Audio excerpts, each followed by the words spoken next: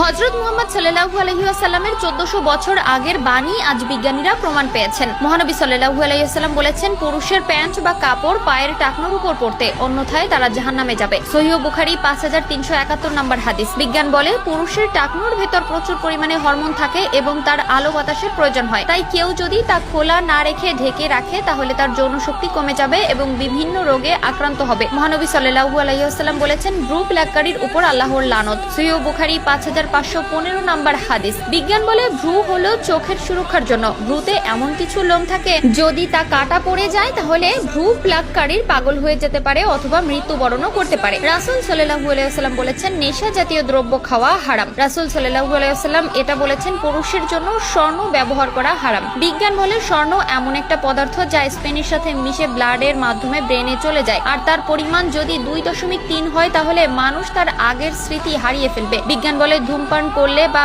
মাদক দ্রব্যের ফলে ক্যান্সার বা ব্রঙ্কাইটিস এবং হৃদরোগ হয়ে মানুষ মারা যায়। ধূমপান করলে ঠোঁট, মাড়ি ও হাতের আঙ্গুল কালো হয়ে যায়। রাসূল সাল্লাল্লাহু আলাইহি ওয়াসাল্লাম বলেছেন, ঘুমানোর সময় আলো নিভিয়ে এবং ডান কাত হয়ে ঘুমাতে। বিজ্ঞান বলে, ডান কাত হয়ে ঘুমালে হার্ট ভালো করে পাম্প করে, আর লাইট না নিভিয়ে ঘুমালে ব্রেনের অ্যানাটমির রস শরীরে প্রবেশ করতে পারে না, যার ফলে ক্যান্সার হওয়ার সম্ভাবনা থাকে। রাসূল সাল্লাল্লাহু আলাইহি ওয়াসাল্লাম বলেছেন, তোমরা গোঁফ ছেঁটে ফেলো এবং দাড়ি রাখো। বিজ্ঞান বলে, দাড়ি না রাখলে স্কিন ক্যান্সার, ফুসফুসে ইনফেকশন ও 40-এর আগে যৌবন হারানোর সম্ভাবনা থাকে। বিজ্ঞান বলে, পর্নোগ্রাফি বা অশ্লীল সম্পর্ক সহ বিভিন্ন মাদকদ্রব্য নেশায় যদি কেউ জড়িয়ে পড়ে তাহলে তার ব্রেইনের ফরেন্টাল এরিয়ার পরিচালনা করার ইন্টেলেকচুয়াল সেলগুলো থরথর করে কাঁপতে থাকে এবং অস্থির হয়ে যায়, যার ফলে সে নেশাগ্রস্ত হয়ে মাতাল ও অসুস্থের মতো জীবন পরিচালনা করে এবং তা তাকে ধ্বংসের দিকে ঠেলে দেয়। আল্লাহ সুবহানাহু ওয়া তাআলা বলেছেন, তোমরা ব্যভিচারের কাছে যেও না, নিশ্চয়ই এটা অশ্লীল কাজ এবং ধ্বংসের পথ। যখন কোরআন পাঠ করা হয় তখন তাতে কান লাগিয়ে রাখো এবং নিশ্চুপ থাকো,